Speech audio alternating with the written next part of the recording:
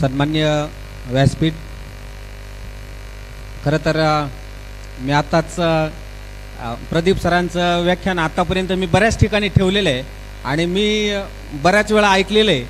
त्यामुळे माझ्यासारखा मी सुद्धा बोलत असताना मी त्यांना डोळ्यासमोर त्यांचा आदर्श मी डोळ्यासमोर ठेवतो आणि ते माझे गुरु आहेत असं समजून मी आतापर्यंत जिथे जिथे बोललेलो आहे तिथे तिथे मी प्रदीप सरांना नेहमी स्मरण करत असतो. आणि म्हणून आज सरांनी अतिशय सुंदर आणि अतिशय खरड्या भाषेमध्ये सुंदर असं व्याख्यान दिलं आपल्याला. याच्यातून आपण सगळ्यांनी एक प्रेरणा घेतली पाहिजे. पहिली गोष्ट म्हणजे जिल्हा परिषदेच्या शाळांकडे जो बघण्याचा दृष्टिकोन आहे, मी माता भगिनींना खलोतर विनंती करेल की मी आतापर्यंत एक जिल्हा परिषद उंच खडकची शाळा आहे आणि ती मी बंद पडली होती आणि ती आम्ही तरुणांनी सुरू केली. जरी चेहरा माझा असला तरी गावाची मला फार साथ होती आणि गावाबरोबर आमच्या गावातल्या ज्या काही महिला असतील, गावातली मंडळी असतील, यांनी सुद्धा फार मदत केलेली आहे. पण मी महिलांना एक विनंती करतो की आमच्या काकाचा मुलगा इंग्रजी माध्यमाला जातो, ध्रुवला जातो आणि म्हणून माझाही मुलगा इंग्रजी माध्यमाला गेला पाहिजे, ही भूमिका आहे ना, ही सगळ्यात पहिली चेंज केली पाहिजे. आणि सगळ्यात अजून एक महत्त्वाचं सांगतो की आता 1 वर्षामध्ये मी ज्या शाळेमध्ये आता काम करतो म्हणण्यापेक्षा मी तिथे SMCचा अध्यक्ष आहे.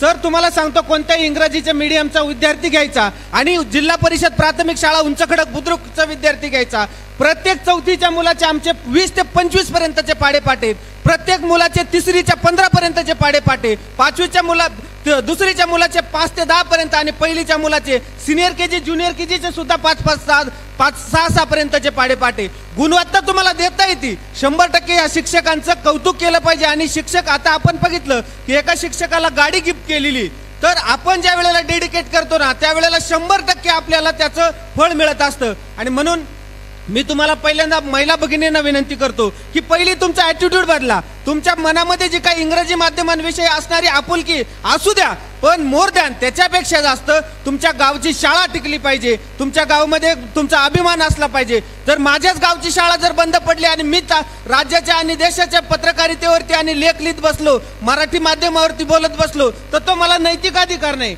आणि म्हणून मी माझ्या गावामध्ये पहिल्यांदी जेव्हा एका ग्रुपवर मेसेज पडला, मुळात मी राहायला बाहेर आहे, पण एक मेसेज सोशल मीडियावरचा पडलेला मेसेज, आणि मी गावामध्ये जाऊन प्रत्येक पालकापर्यंत जाऊन तो समस्या शोधली आणि नेमकी काय अडचण आहेत त्या अडचणी सॉल्व्ह केल्या. शिक्षक समजा चुकत असतील, पण चुकले तरी सुद्धा त्या शिक्षकांना आपण पाठीशी घातलं पाहिजे, कारण शिक्षक जो करू शकतो तो कोणीच करू शकत नाही. आणि म्हणून मी तुम्हाला विनंती करतो, प्रत्येक महिलांना आणि प्रत्येक मुलाला सुद्धा मी विनंती करतो की आपल्याला जर शिकायचं असेल चांगलं, IPS IAS झालेले जास्तीत जास्त, मी म्हणतो जवळ आज या ठिकाणी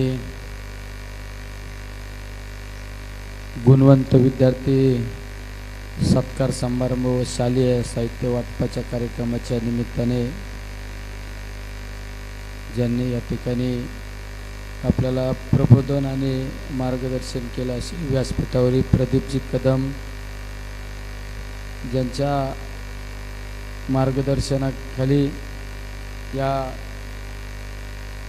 सुंदर असा उपक्रम आणि खऱ्या अर्थाने प्रेरणादायी असा उपक्रम दरवर्षी 21 वर्षे केला जातो, असे सन्मान्य डॉक्टर विश्वासरावजी आरोटे साहेब, व्यासपीठावरील अनिलजी रहाणे, आमचे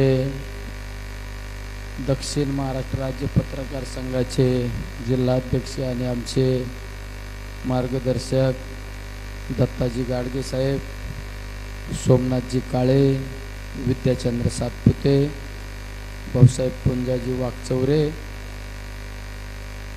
अशोकराव उगले, हरिभाऊजी पापाळे, दत्ताजी जाधव आणि माझ्याबरोबर आलेले आमचे पारनेर मार्केट कमिटीचे सभापती बापूसाहेब शिर्के, कराड राष्ट्रवादीचे तालुका अध्यक्ष पोपटराव साळुंके, माझ्याबरोबर आलेले आमचे कराड आणि सातारा जिल्ह्याचे राष्ट्रवादीचे युवकांचे नेते युवराज पाटील, शिवाजी नरे, कुंडलिकराव बोरकर, कुंडलिकराव वाळेकर, सर्वच व्यासपीठावरील मान्यवर, खऱ्या अर्थाने मला कार्यक्रमाला या ठिकाणी येण्यासाठी उशीर झाला त्याबद्दल मी व्यासपीठावरील सर्वांची दिलगिरी व्यक्त करतो.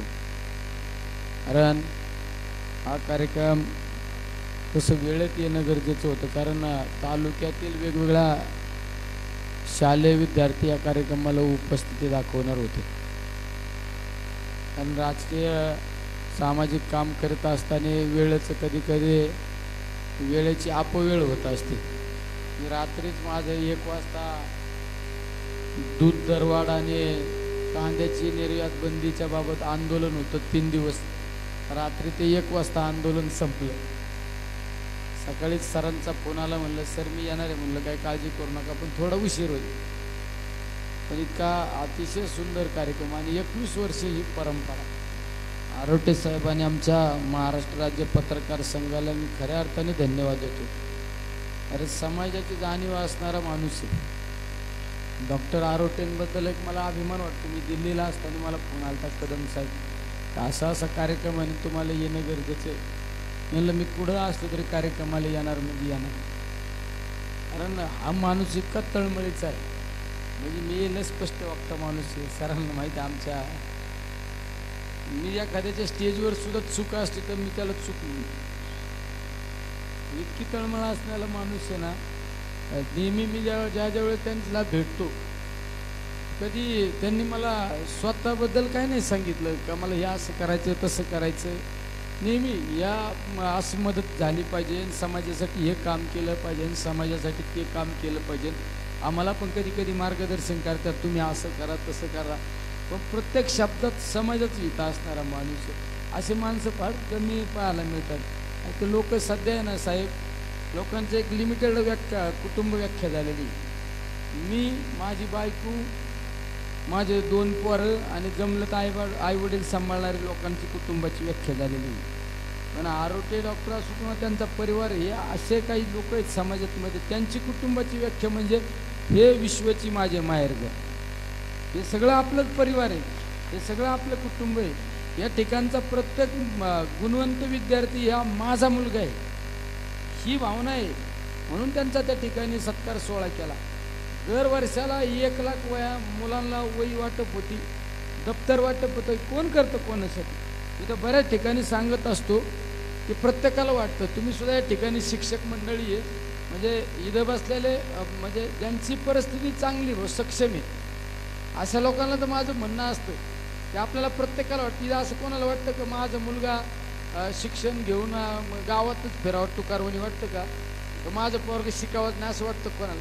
प्रत्येकाला काय वाटतं, माझा मुलगा चांगल्या शाळेत शिकला पाहिजे, माझा मुलगा डॉक्टर झाला पाहिजे, इंजिनियर झाला पाहिजे, अधिकारी झाला पाहिजे. ज्याची आर्थिक परिस्थिती सुबकता आहे ना, त्याला ज्यावेळेस वाटतं ना का माझा मुलगा चांगला शिकला पाहिजे, डॉक्टर इंजिनियर झाला पाहिजे, अधिकारी झाले पाहिजे, तर त्या मुलाची काळजी घेत असताना त्या मुलाची जबाबदारी स्वीकारणं हे आपलं कर्तव्य असतं. पण त्याबरोबरीने एखाद्या झोपडीतल्या मुलाची सुद्धा काळजी घेतली पाहिजे आणि त्याला सुद्धा शिक्षणाला मदत केली पाहिजे. ही भावना नेहमी आपण ठेवली पाहिजे. आज आपण समाजामध्ये पाहतो, आपण एका बाजूला म्हणतो की आम्ही लय प्रगती पथावर, आपला देश प्रगती पथावर गेला. आज आपली माणसांची आर्थिक स्थैर्य वाढलं, उन्नती झाली, प्रगती झाली, शिक्षणाचा दर्जा वाढला. हे फक्त आपण टाय बूट घालून जाणाऱ्या मुलांकडे पाहून आपल्याला वाटतं शिक्षणाचा दर्जा वाढलाय, आर्थिक सक्षमता वाढली. पण आपण जिल्हा परिषदेच्या शाळेत, एखादा आश्रम शाळेत जाऊन बघा नेमकी गरिबी काय, परिस्थिती काय, हे वेळ नाही पाहायला कोणाला. पण हे जे काम आहे, दुर्लक्षित जे घटक आहे, त्या घटकांकडे पाहण्याचं काम आमचे आरोग्य डॉक्टर असो किंवा त्यांचा परिवार त्या ठिकाणी करतो. हे केलं पाहिजे. सगळ्यात महत्त्वाचं, त्यांना वाटत नाही का आपलं कुटुंब, आपला परिवार पाहावा? पण आपल्या परिवाराबरोबर हे सुद्धा सर्वसामान्य कुटुंबातले गोरगरिबांचे मुलं, निराधारांचे मुलं, हे सुद्धा आपलेच मुलं आहे. त्यांना सुद्धा चांगल्या दर्जाचं शिक्षण मिळालं पाहिजे, ते सुद्धा चांगल्या शाळेत शिकले पाहिजे, अधिकारी त्यांचं झालं पाहिजे, डॉक्टर झालं पाहिजे. ही भावना ठेवून काम करणारा आमचा हे डॉक्टर आरोटे आणि त्यांचं हे महाराष्ट्र राज्य मराठी पत्रकार संघ, हे समाजासाठी जगा. मी तर बऱ्याच वेळा सांगतो, माझं तर वाक्य आहे, अरे स्वतःसाठी जो जगला ना त्याची माती झाली. जो समाजासाठी जगला ना त्याच्या आयुष्यात सोनं झालं. अरे समाजासाठी जगा ना. आज या ठिकाणी बऱ्याच मान्यवरांचे सत्कार तुम्ही केले. त्यांचे सत्कार कशामुळे केले? त्यांनी एक उल्लेखनीय काम केलं म्हणून सत्कार केला. पण त्यांना सत्कार करीत असताना प्रत्येकाच्या हातात तुम्ही तुकोबांची मूर्ती दिली. अरे तुकोबांची मूर्ती आयुष्यात कसं जगावा, तुकोबांचं अनुकरण करा, तुकोबांचं त्या ठिकाणी सगळा अभ्यास करा. अरे त्यांचे वडील सावकार होते, धन संपत्ता होती सगळी, ती सगळं समाजासाठी वाटलं. म्हणून आज कित्येक वर्ष झालं आज तुकोबांच्या नावाने लाखो लोकांची दिंडी पंढरीला जाते. अरे समाजासाठी जगलेले लोक, साधू संत असून राष्ट्रपुरुषांच्या नावाची आज जयंती पुण्यतिथी साजरी होती. जे स्वतःसाठी जगला, जो उद्योजक झाला, उद्योगपती झाला, लय मोठी संपत्ती कमवली, सत्ता कमवली, त्याची कधी जयंती पुण्यतिथी साजरी होती? होत नाही, होणार पण नाही. पण ज्यांनी खऱ्या अर्थाने समाजासाठी गाडून घेतलं, समाजासाठी काम केलं, त्याच राष्ट्रपुरुषांची आणि त्याच साधू संतांची जयंती पुण्यतिथी साजरी होती. आणि महाराष्ट्र ही साधू संतांची भूमी. त्या भूमीत आपण जन्माला आलो नाही. 100% आपण अनुकरण करू शकत, पण काहीतरी टक्के ह्या साधू संतांचं, ह्या राष्ट्रपुरुषांचं अनुकरण केलं पाहिजे आणि आपण समाजासाठी जगलं पाहिजे. आणि ही सगळी मंडळी आज व्यासपीठावर तुम्ही बसले, हे समाजासाठी जगणारे माणसं आहेत ना. समाजासाठी जगणारे माणसं, समाजासाठी काम करणारे आहेत. आम्ही सुद्धा म्हणतो कधी कधी आमच्या राजकारणात सुद्धा लोकांना पद मिळालं, इतकी डोक्यात हवा जाती, इतकी हवा जाती. पण त्याला पद गेल्यानंतर कळा त्याच्या आईला लोकांचे नमस्कार बंद झाले. तो म्हणता आयला तर मी तर आमच्या राजकारणातल्या लोकांना सांगतो, राजकारणातला असो किंवा अधिकारी असो, मी सांगतो तुम्ही खुर्ची वाजताना आहे ना, सत्य वाजताना असं काय काम करा ना, ज्या दिवशी तुमची खुर्ची जाईन, ज्या दिवशी तुमचं सत्पद जाईन ना, त्या दिवशी सुद्धा लोक तुम्हाला डोक्यावर घेतात. उलट तुम्हाला सत्ता नसताना, खुर्ची नसताना लोकांनी डोक्यावर घ्यायचं असं ना, तर खुर्ची वाजताना प्रामाणिक काम करा, सत्यता असताना प्रामाणिक काम करा. नाही ते खुर्च्या सत्ता तर इतकी बेकार आहे, तिथं भल्या भल्यांचं नायनाट करून टाकी, म्हणजे आंधळा होतो माणूस. राजकारणात इतकं बेकार आहे ना, माणूसच आंधळा होऊन जातो. त्याला आज खुर्चीवाला ना, कालपर्यंत लोकांना नमस्कार घालतो, पार नमस्कार घालतो, पाया पडतो पार, आणि आज मतदानाचे 5 वाजले का झाला लगेच नाग होतो, लगेच लगेच डसायला मोकळा. म्हणजे हे सुद्धा सगळेच नाही बरं का. अधिकाऱ्यांच्या बाबतीत सुद्धा माझे बऱ्याच अधिकाऱ्यांशी वाद होतात. तुम्ही बघत असाल माझा वाद का होता अधिकाऱ्यांना. नवीन कुठला अधिकारी जर माझ्याकडे आला नाही एखादा मला भेटायला, नवीन अधिकारी येऊ एखादं, किंवा नवीन एखादं पोरगा अधिकारी झालं, एखादी मुलगी अधिकारी झाले, मला माझ्याकडे आले भेटायला, सत्काराला आले, तर मी काय सांगतो त्यांना, मी सांगतो तुम्ही ना गोरगरिबांचा दुवा घ्या. एखादं मोठ्याचं काम करू नका, काय फरक नाही पडणार, पण गरीबाला तुम्ही मदत करा, गरीबाला छळू नका. जर गरीबाला तुम्ही छळलं, गरीबाला जर तुम्ही त्रास दिला ना, आयुष्यात हे कुठंतरी फेडावं लागत. ह्या भाषेत मी सांगतो. शेवट मी हे सांगतो, उद्या निलेश लंकेसारखा एखादा माणूस तुमच्या ऑफिसला आला, एखादं काम घेऊन आला, स्वतःच नाही केलं तर काय अडचण नाही, तुम्ही नाही केलं तर दुसऱ्याकडे मी जाऊन काम करून घेतो. एखादं गरीब 100 किलोमीटरवरून येतं, 50 किलोमीटरवर येतं, उपाशी तापाशी येतं. मी अधिकाऱ्याला तर सरळ करतो.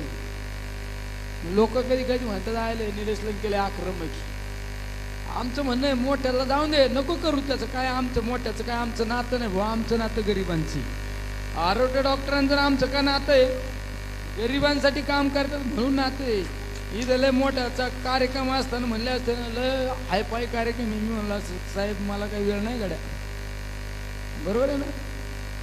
शेवट चांगल्यासाठी चांगलं काम करणारे माणसे, असे माणसं काम करणाऱ्या माणसांच्या कार्यक्रमाला नाही जायचं. मग लय 50,000चा कार्यक्रम आहे, 50,000 लोकांचा कार्यक्रम आहे, लय मोठा आहे, पण त्या कार्यक्रमातून समाजासाठी काहीच नाही ना, तिथं कशाला मिरवायला जायचं. अरे लोक कमी का असा, हेतू किती साफ आहे सांगा, हेतू किती साफ आहे.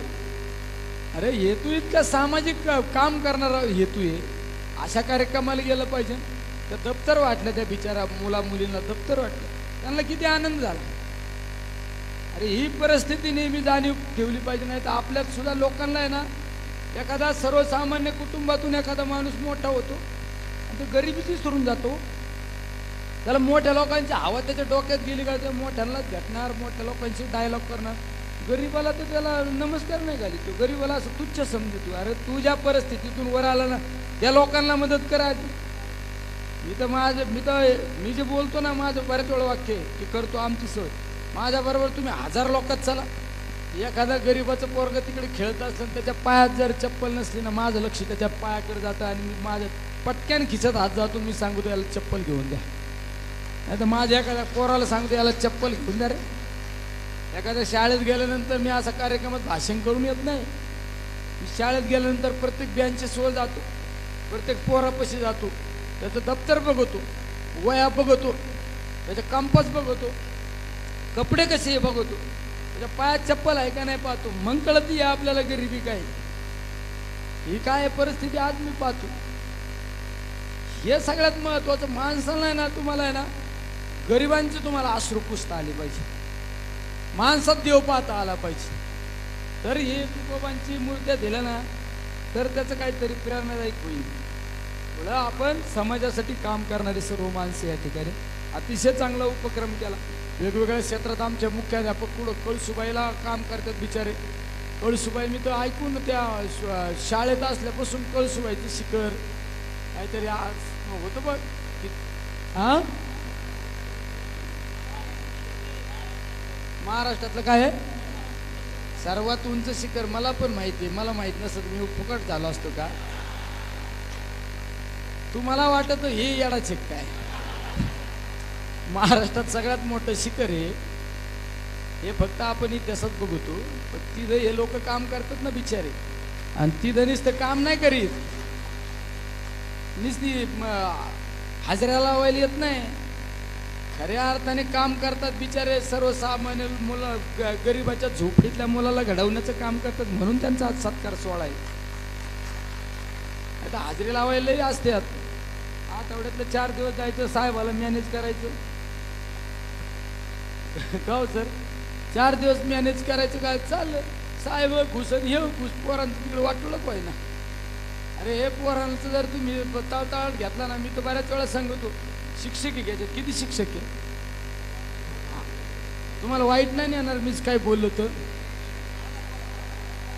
खरं नाही येणार. म्हणजे एखादा असलं तर याच्यातलं नाही, म्हणजे वाईट वाटणार एक पण शिक्षक नसणार हा मला विश्वास आहे म्हणून मी बोलणार आहे. तुम्ही बघा शिक्षक लोकांनी ना, माझे वडील शिक्षक होते प्राथमिक, माझे वडील शिक्षक होते. मी लहान असताना ना आमच्या गावात काही शिक्षक होते, गावात आमच्या परिसरात. त्यांची शाळेची गाठच नाही झाली, पगाराला जायचे. शाळेत गेले तर पोरांना शिकवलंच नाही. ज्यांनी पिढ्या बरबाद केल्या ना त्यांच्या कुटुंबात कधी स्थैर्य मिळालं नाही. त्यांचे पोरा शेळ्याकडे हिंडतात. पोरं त्यांची मास्तरचं पोरग शेळ्याकडे जाणं म्हणजे कमीपण आहे का मोठ्यापण आहे? शेळ्याकडे हिंडत याचं काय, याचा परिणाम काय? अरे तू आमच्या गोरगरिबांच्या पोरांना बरबाद केलं म्हणून तुला हे दिवस पाहायला मिळाले. ज्या शिक्षकांनी पिढ्या घडवल्या ना, बरोबर आहे सर, ज्यांनी पिढ्या घडवल्या ना त्यांचं कुटुंब सुद्धा तुम्हाला चांगल्या पद्धतीचं पाहायला मिळेल. त्यांचा मुलगा कुठंतरी इंजिनियर झालेला दिसन, कुठं डॉक्टर झालेला दिसन, कुठंतरी व्यवसाय चांगल्या ठिकाणी दिसन, ते कुटुंब आनंदात दिसन. कुठंतरी मुलगी एखाद्या चांगल्या घरी दिलेली असन, जावाई चांगल्या नोकरीला असेल, कुठं जावाई बाहेरच्या देशात असेल, मुलगी कुठंतरी चांगल्या ठिकाणी IT मध्ये असेल. हे कशाचे परिणाम आहे की आपण जे घडवलं ना त्याचा दुवा आपल्याला मिळालेला असतो. हे आज आहे. आपण जे म्हणतो ना, आपण कधी कधी इतकी फॉरवर्ड भाषा करतो. आपण म्हणतो कसलं पाप कसलं पुण्य हे सगळे आपण करायचं ना आपणच फेडायचं सगळे. परमेश्वर एक अशी अदृश्य ताकद आहे ना ते आपल्या वाच करीत असते. मी मागे एकदा असंच मी पुण्याला एका फर्ग्युसन कॉलेज पासून चाललो. 11 वाजले होते रात्रीचे बरं कसं आहे.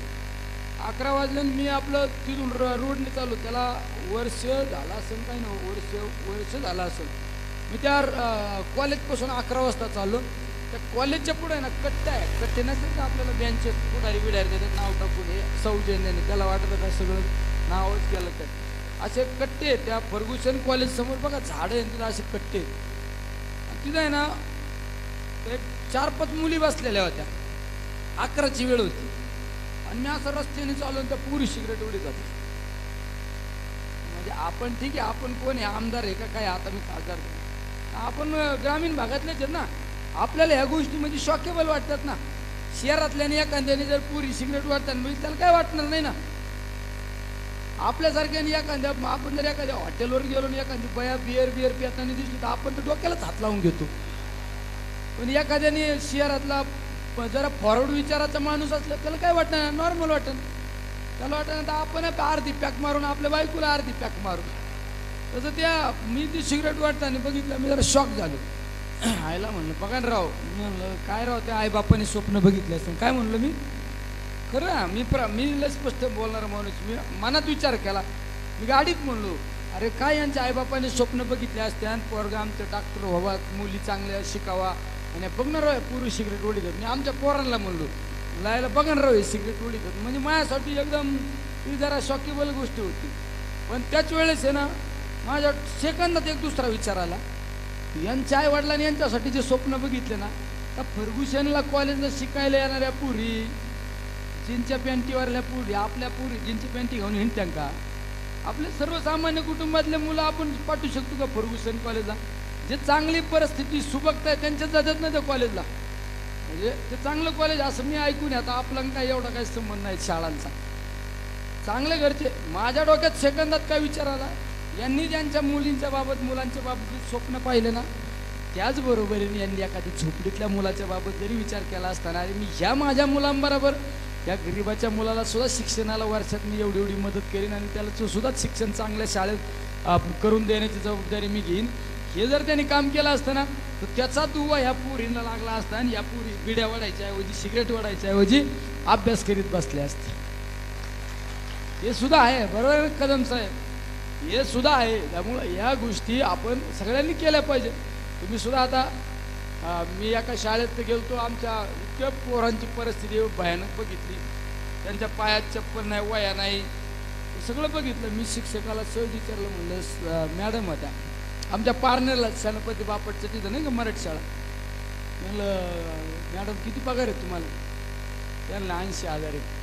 नंतर म्हणलो खूप आपण काही स्पष्ट बोललो तर तिच्या आईला 4-6 मताला आपल्याला उलट असायला बसलं. मी काय बोलणार होतो दुसरं, 80,000 पगार आहे, द्या ना 10-6 वयानं द्या राव, काय फरक पडणार आहे असं म्हणणार होतो मी.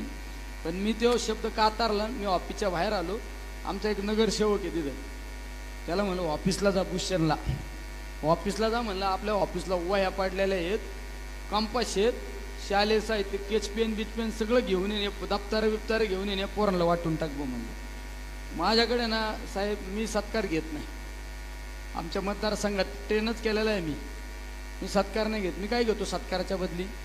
मी काय सांगतो, मला आत्ता तुम्ही सत्कार केला, तुकोबांची मूर्ती दिली, हे तर माझ्यासाठी अविस्मरणीय गोष्ट आहे. पण तुम्ही आता बाकीच्यांना समज कोणाला बुके दिला, समज मला तुम्ही बुके पण दिला, बुके केवढ्याचा असतो? 200 रुपयाचा. शाल केवढ्याची असती? 100-150 रुपयाची शाल. आता आमदाराला द्यायची म्हणलं 100 रुपयाची कोण देणार नाही, त्यांना वाटलं याला मोठा झाला. कसला मोठा? 5 वर्षाने आपल्यातच हिंडत असतो. 150 रुपयाची शाल देतो माणूस, 200 रुपयाचा बुके देतो. त्याला नारळ बिरळ जर द्या, समज आपण 300-350 रुपयाची. 1 डझन वही स्क्वेअर बुक केवढ्याला भेटते? 50 रुपयाला नाही भेटत. तुम्ही काय पोरांना कोणाला वया घेऊन दिलेला दिसत नाही साहेब. 1 वही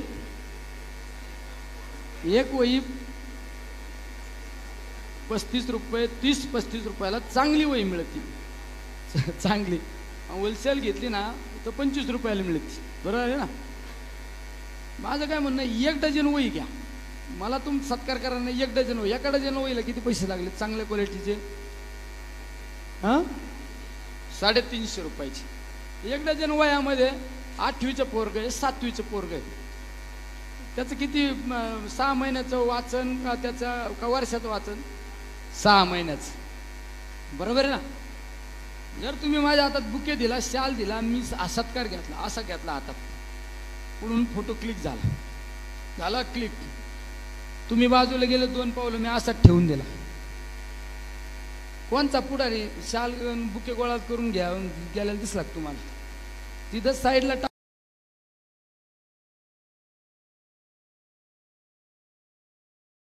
कमी नाही झाली, शून्य झाली. त्याची किंमत शून्य झाली.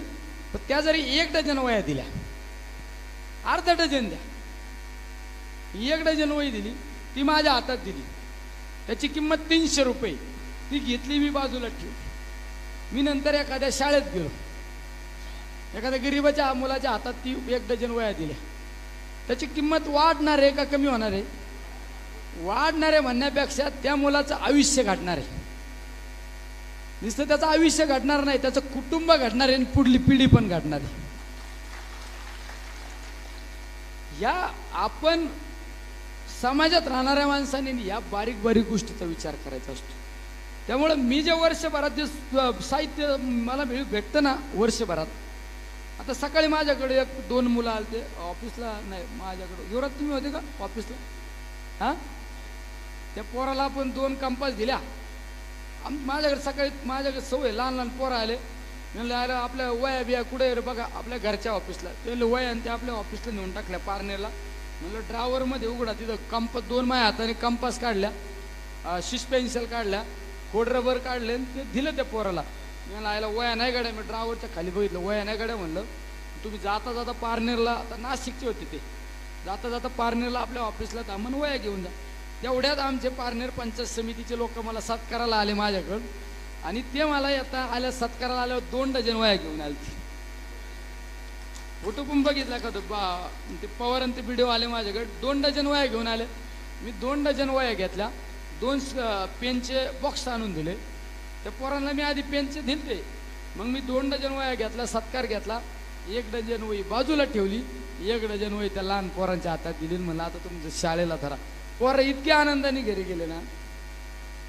म्हणजे या गोष्टी ना, हे जे मला 1 वर्षभरात जे मटेरियल्स असतं ना, त्याच्यातून कमीत कमी 10 ते 15 हजार मुलांना शालेय साहित्य वाटप करतो. किती माग आपण 2 बापू सायकल वाटप कितलं केलं आपण? 22 का 23ला. हे आमचे सभापती बापू साहेब, आमच्याकडे कृषी प्रदर्शन चालू होते सर, बरोबर आहे ना? कृषी प्रदर्शन आमचं पारनेरला चालू होते. आता माणूस एखादा, मी आमदार झाल्यानंतर मी अनुभवलो, मला कोणी वाढदिवसाला यायचं म्हणलं भेटायला, ठीक आहे शाल बुके देतं, ज्यांना आपण कुठे मदत केलेली असते, कुठं काय ज्यांना काय आपल्याकडून अपेक्षा असते. मग आल्यानंतर कोण मोबाईल घेऊन येतं, कोण सोन्याच्या अंगठी आणीन, कोण काय आणा, काही ना ब्रँडेड वस्तू आणा. तर आमची सवय, आम्ही असं घेतलं का असंच देऊन टाकीतो. म्हणजे असं घेतलं ना, एखाद्याने सत्कार केला की मी मागं बघतो, एखाद्या लगेच म्हणतो हे धर आणि जा घेऊन. तर माझ्या लक्षात आलं, समज एखाद्याने मला 50 हजाराचा मोबाईल आणला, ₹1,00,000 आणला, मी तो घेऊन ठीक आहे कोणाला दिला का ना, तर तो एकालाच जातो ना. मी जरी वापरला तर एकालाच आहे ना. आम्ही बसले एक दिवस काय केलं, कृषी प्रदर्शन चालू होतं, मी व्हॉट्सअपला मेसेज टाकला, माझ्या वाढदिवसाला कोणाला येण्यासाठी कोणी शाल बुके काय आणू नका, आणायचं तर शालेय साहित्य आणा, आणि त्यावर कोणाला अजून काय मला गिफ्ट द्यायची इच्छा असेल तुम्हाला 1 सायकल आणा, 2 सायकल आणा. किती? 1 सायकल आणा, 2 सायकल आणा. तुमच्या काय तुम्हाला इच्छा असेल काय मदत करायची ती सायकल स्वरूपात करा.